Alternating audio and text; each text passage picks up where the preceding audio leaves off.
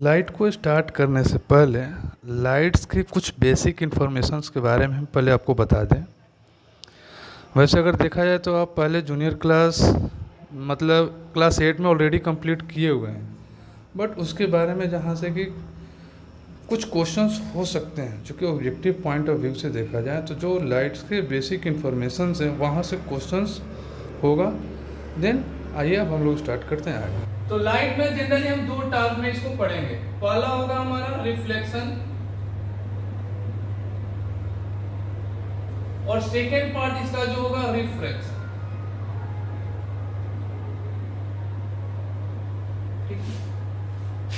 कि रिफ्लेक्शंस क्या होता है और रिफ्रैक्शंस क्या है। इसका मतलब यह हुआ कि लाइट के कैरेक्टरिस्टिक्स में इसको भी हम नोट कर सकते हैं, यानी कि लाइट का एक ये भी कैरेक्टर है कि वो रिफ्लेक्ट भी होता है और रिफ्रैक्ट भी होता है। बट रिफ्लेक्ट और रिफ्रैक्ट का मीनिंग क्या है इसको हम बात करेंगे। देखिए, रिफ्लेक्शन का मतलब होता है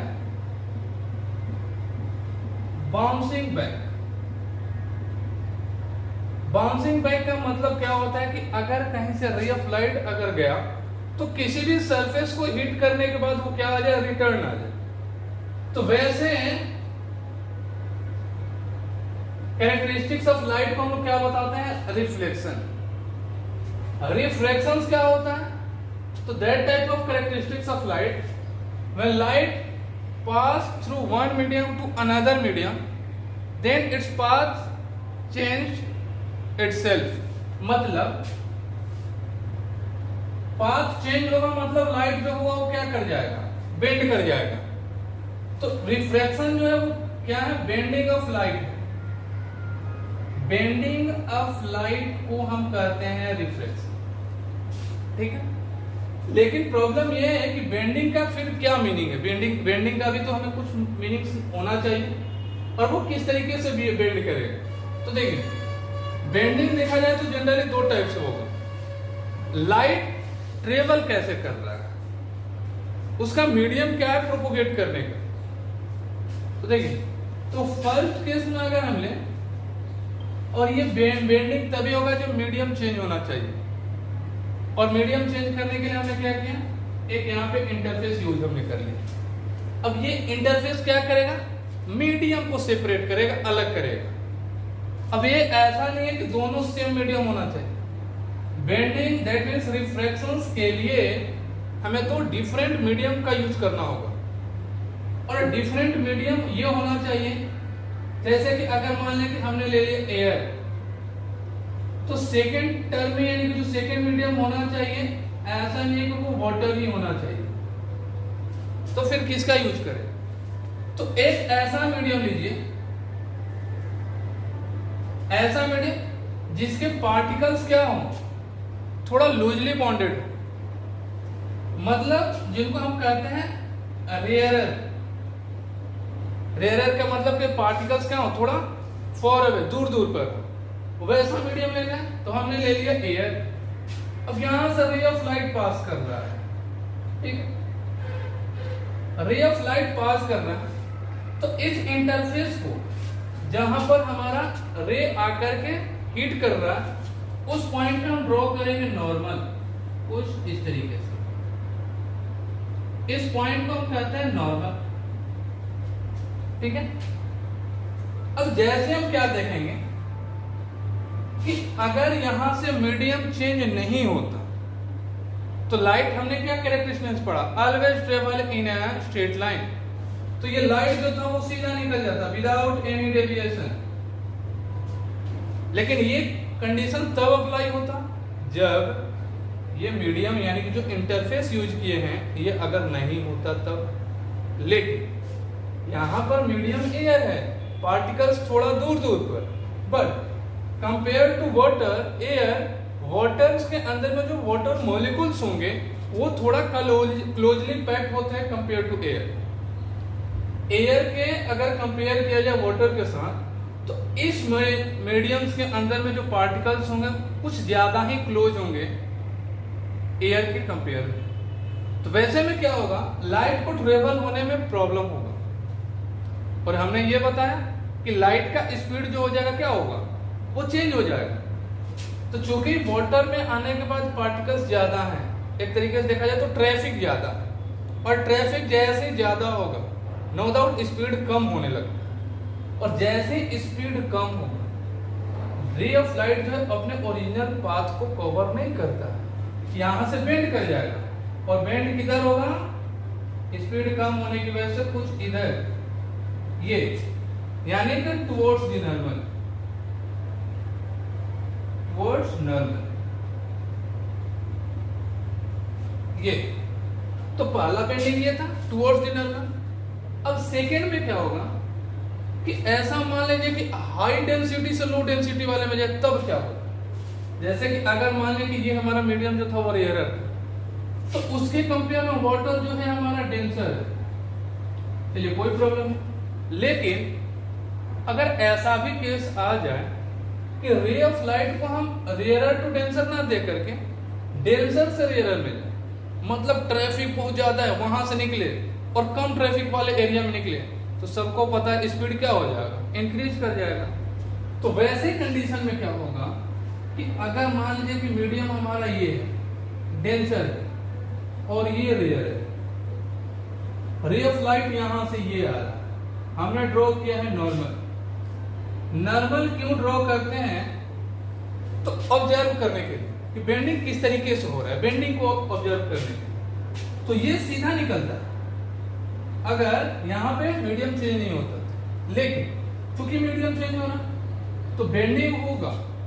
अगर स्पीड कम हो तो बेंडिंग नॉर्मल की तरफ, अगर स्पीड इंक्रीज करेगा तो अवे फ्रॉम द नॉर्मल, यानी कि इस नॉर्मल से दूर भागेगा। जैसे देखिए चूंकि इस मीडियम का डेंसिटी कुछ ज्यादा था यहाँ पे, तो स्पीड कुछ कम था, जैसे वो रेयर मीडियम में आएगा कम डेंसिटी वाले में, वो अपना स्पीड इंक्रीज करके क्या करेगा, दूर जाने की कोशिश करेगा, यानी कि फॉर अवे, फॉर अवे या अवे फ्रॉम द नॉर्मल लिख सकते हैं, अवे फ्रॉम नॉर्मल। ये तो ये हमारा बेंडिंग का कंडीशंस है, यानी कि रिफ्रैक्शंस दो तरीके से हो सकते हैं। फर्स्ट केस जब ray of light nearer to denser में जाए तो क्या होगा, towards the normal. Number next जब वो डेंसर से रेयर में जाए तो क्या होगा। अब ऐसा मान लीजिए कि अगर रे ऑफ लाइट अगर ऐसे जा रहा था तो पता चल रहा है, लेकिन वो स्ट्रेट आता तब, यानी कि नॉर्मल पर ही आएगा, तो क्या होगा, यानी कि जब हम रिफ्लेक्शन डिटेल से करेंगे देन उस टाइम हम इसको कवर करेंगे। ठीक, तो ये हमारा रिफ्लेक्शन था। रेज कर दें,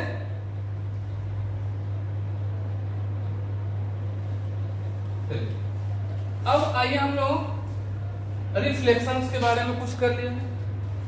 रिफ्लेक्शंस कह रहा है बाउंसिंग बैक, और बाउंसिंग बैक के लिए मतलब इसके लिए जो मीडियम होना चाहिए, मीडियम जनरली हम बता दें, एक होता है ट्रांसपेरेंट,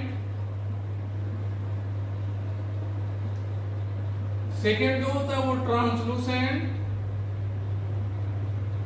एंड थर्ड जो होता है ओपेक।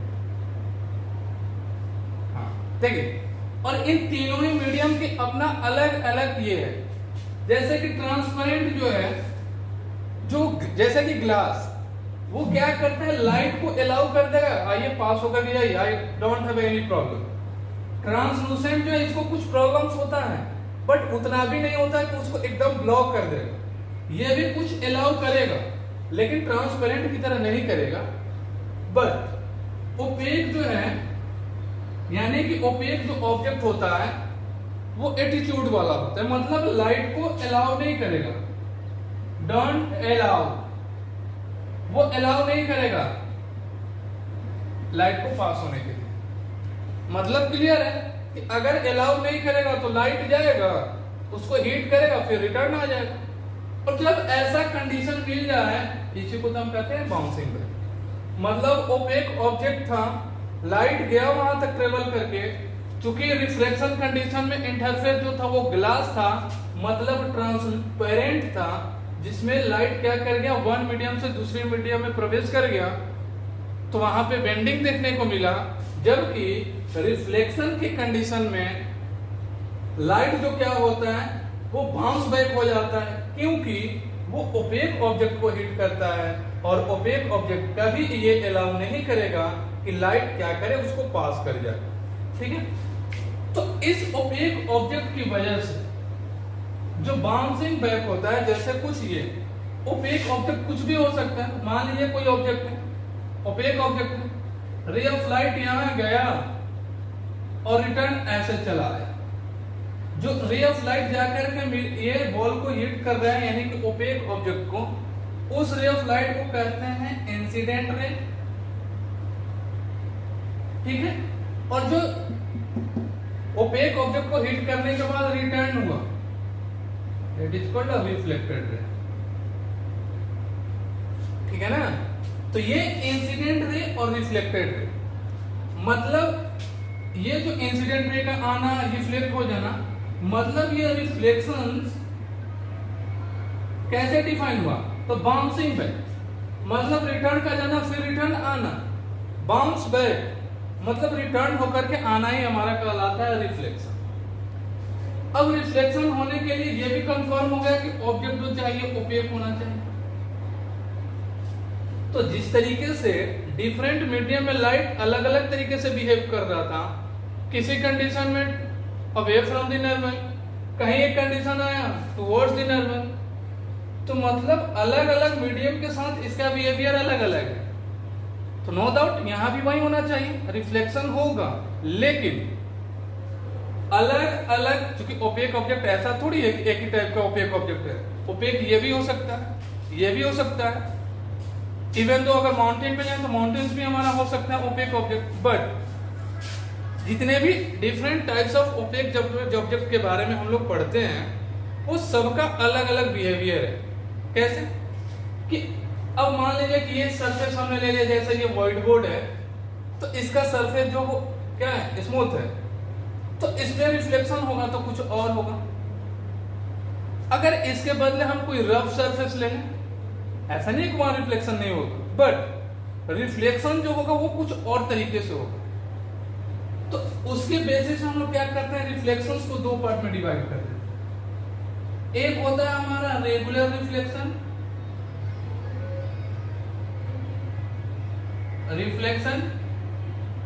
और सेकंड जो होता है हमारा वेरी गुड, इरेगुलर रिफ्लेक्शन। अब देखिए रेगुलर रिफ्लेक्शन और इरेगुलर रिफ्लेक्शन, तो रेगुलर कब होगा और इरेगुलर कब होगा, तो क्लियर नाम से पता चल रहा है। रेगुलर कब होगा, मतलब रिफ्लेक्शन कंटिन्यू हमेशा होता रहे, यानी कि प्रॉपर वे में, उसके लिए हमारा जो सरफेस चाहिए कैसा होना चाहिए, स्मूथ होना चाहिए,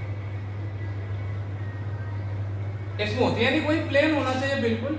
और जो इरेगुलर रिफ्लेक्शन है, इसके लिए हमें सरफेस जो होना चाहिए वो क्या होना चाहिए,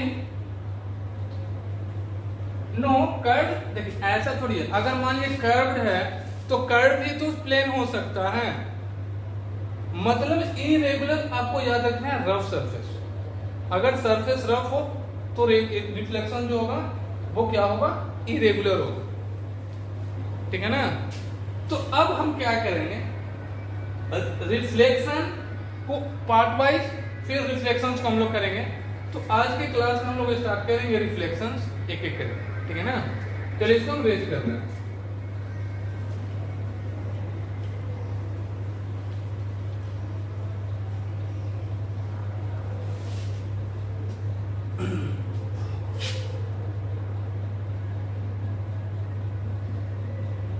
रिफ्लेक्शन ऑफ लाइट, क्योंकि यहां से 40 मार्क्स का क्वेश्चन होने वाला है रिफ्लेक्शन, रिफ्रैक्शंस और human I and colourful word से। तो देखिए रिफ्लेक्शन ऑफ लाइट क्या है, तो हमने पढ़ लिया बाउंसिंग बैक, लेकिन जो दो टाइप का हमने रिफ्लेक्शंस पढ़ा उसके बारे में भी पहले हम समझ लें। जो फर्स्ट था वो हमारा क्या था, रेगुलर रिफ्लेक्शन। रेगुलर रिफ्लेक्शन तो रेगुलर रिफ्लेक्शंस के लिए जो सरफेस होना चाहिए हमने क्या बताया, स्मूथ सरफेस होना चाहिए। जैसे देखिए हमने ये सरफेस ले लिया स्मूथ, ठीक। जनरली हम प्लेन मिरर ले लें जो कि सही तरीके से अगर देखा जाए तो गुड रिफ्लेक्टर होगा। ये हमने ले लिया जो सरफेस हमारा प्लेन है, यहां पर रे ऑफ लाइट आना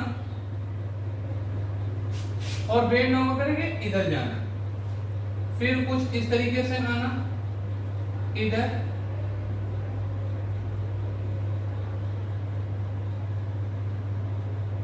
कुछ ये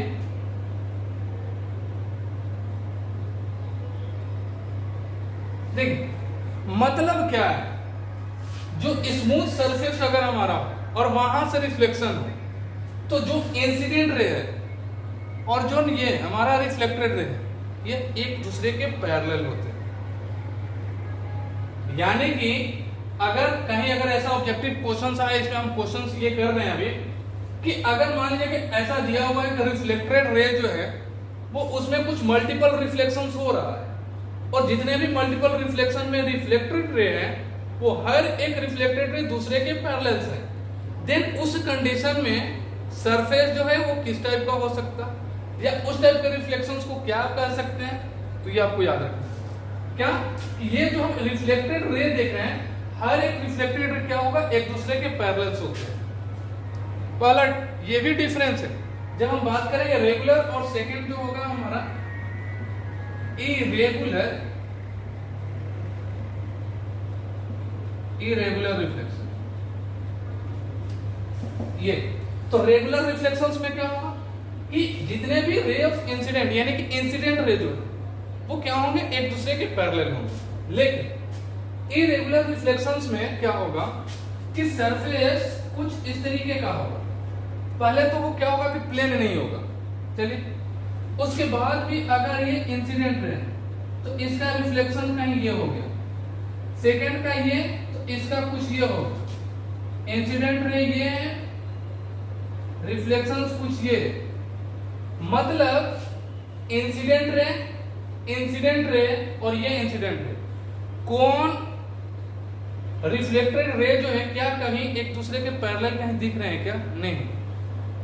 अब ऐसा भी नहीं है कि वहां पर, हाँ, लेकिन एक बात और बता दें नोटिस करने वाली बात कि ऐसा भी नहीं होता है ना कि जो रिफ्लेक्टेड रे यानी कि इरेगुलर रिफ्लेक्शन कंडीशन में होगा वो एक दूसरे के पैरेलल कभी हो ही नहीं सकते हैं।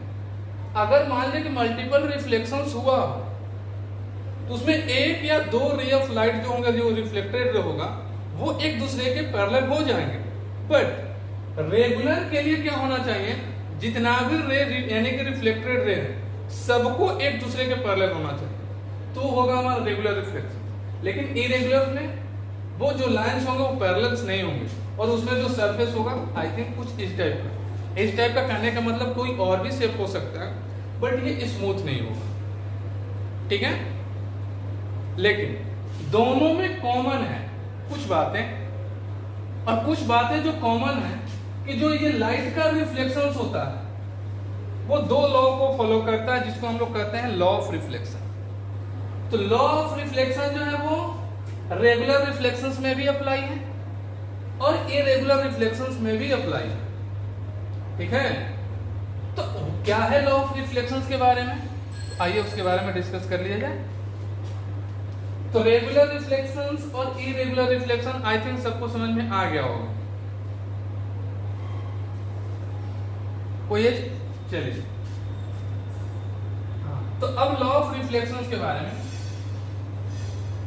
ये जो रिफ्लेक्शंस होगा वो दो लॉ को फॉलो करेगा। मतलब ऐसा नहीं कहीं से आना और कहीं पर बेंड कर जाना, बेंड बाउंस बैक होता है बट लेकिन वो जो बाउंसिंग होता है रे ऑफ लाइट का तो वो एक लॉ के फॉलो करते हुए वो करता है रिफ्लेक्शन या बाउंस बैक। देखिए वो क्या है कि अगर मान लीजिए कि ये हमने कोई प्लेन मिरर ये कर दिया ये, और प्लेन मिरर क्यों यूज कर रहे हैं, क्योंकि as a good reflector mirror का ही यूज किया जाता है। तो अगर मान लीजिए कि ये हमने यूज कर लिया, ये हमारा इंसिडेंट है, इंसिडेंट, ठीक। तो आपको याद रखना है कि रे ऑफ लाइट जहां पर इंसिडेंट हो रहा है मिरर के, उस मिरर के पॉइंट पर हम ड्रॉ करेंगे एक नॉर्मल। नॉर्मल मतलब किसी भी सरफेस पे 90 डिग्री का एंगल, ये हमने कर लिया नॉर्मल, ठीक। अब देखिए इस नॉर्मल के साथ हमारा इंसिडेंट रे जो है यहां पे जो एंगल फॉर्म किया, उस एंगल को हम मान लें कितना, एंगल ऑफ इंसिडेंस आई, मतलब angle of incidence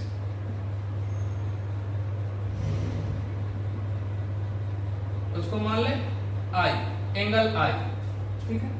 number next देखिए, तो लॉ ऑफ रिफ्लेक्शन क्या कहता है कि ये जो इंसिडेंट रे है और जो आपने नॉर्मल ड्रॉ किया है और इसके बाद जो रिफ्लेक्शन होगा वो तीनों पहले तो एक प्लेन में हो जाएगा कि अगर रे ऑफ जो इंसिडेंट था यहां पर इंसिडेंट किया और आपने नॉर्मल यहां पे ड्रॉ किया, तो जो रिफ्लेक्शन होगा वो यहीं से होगा, ये रिफ्लेक्शन हो गया। लेकिन ये जो रिफ्लेक्शन होगा वो क्या करेगा कि ये हमारा इंसिडेंट रे जो है नॉर्मल के साथ जितना एंगल बनाया, मतलब जितने डिग्री का एंगल फॉर्म किया यहाँ पे, ठीक वही एंगल यहाँ पर भी फॉर्म होगा। यानी कि एंगल इसको R मान लिया जाए और एंगल ऑफ रिफ्लेक्शन को R मान लिया जाए। तो फर्स्ट लॉ यही कहता है कि angle of incidence is equal to angle of, very good, reflection. मतलब एंगल I और एंगल R जो होंगे क्या होंगे, इक्वल होने चाहिए लॉ ऑफ रिफ्लेक्शंस के लिए। हाँ, सेकेंड लॉ ये कि इंसिडेंट रे नॉर्मल और ये हमारा रहा रिफ्लेक्टेड रे, रिफ्लेक्टेड रे मतलब incident ray normal and reflected ray और बिल्कुल सही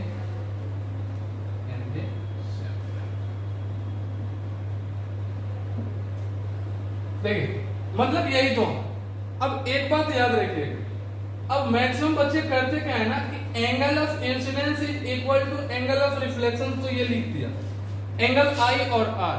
कंफ्यूज कहां करेंगे और जो ऑब्जेक्टिव क्वेश्चन जो होगा वो कहां से होगा, इसमें जैसे इसको नोट कर लीजिए, इसके बाद हम ऑब्जेक्टिव क्वेश्चंस कर रहे हैं इस लॉ पे, जो हमेशा हम लोग कंफ्यूज कर जाते हैं। तो ये कर लें, स्क्रीनशॉट ले लीजिए।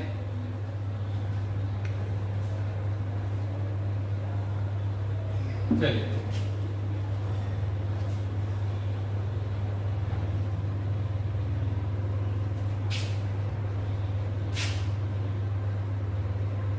देखिए, अगर मान लें कि हमारे पास ये एंगल का वैल्यू दिया हुआ है 60 डिग्री, 1 मिनट इसको इस तरीके से,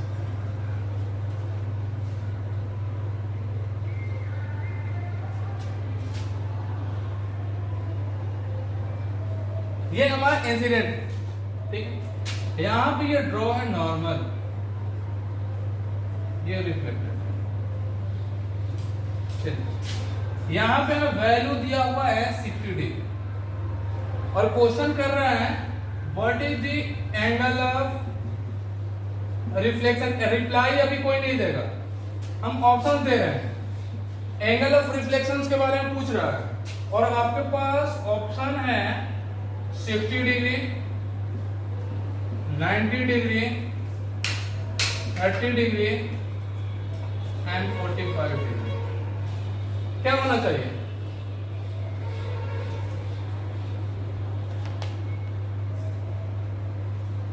$30 और कोई चलिए देख 30 डिग्री, वेरी गुड, मतलब क्लियर।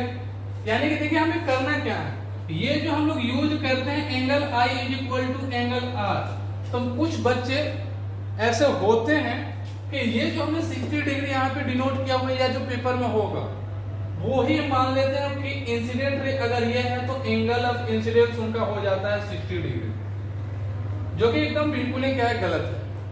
क्योंकि एंगल ऑफ इंसिडेंट ये कहता है कि उसने नॉर्मल के साथ कितना एंगल फॉर्म किया, तो नॉर्मल के साथ एंगल फॉर्म करने के लिए हम लोग क्या करेंगे, 90 माइनस 60 करेंगे, देन जो हमारा रिजल्ट मिलेगा 30 डिग्री, यानी कि एंगल ऑफ इंसिडेंस हमारा हो गया 30 डिग्री, और ये इक्वल होता है एंगल ऑफ रिफ्लेक्शन, मतलब एंगल आर का जो वैल्यू होगा वो होगा 30 डिग्री।